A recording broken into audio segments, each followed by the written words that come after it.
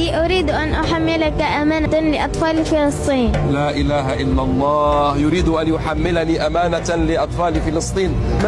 ما هي الأمانة يا سيدي؟ أريد أن أهدي جائزة مالية لأطفال فلسطين، إلى الأطفال المسجونين، إلى الأطفال المعاقين. لا إله إلا الله. شوف يا ولد، إنها 40 مليون سنتيم وأنت لازلت صغيرا، ربما يعني تعطيها لأبيك. لا. ماذا تفعل بها؟ كل شيء يهون في سبيل فلسطين، أفديها بمالي وروحي.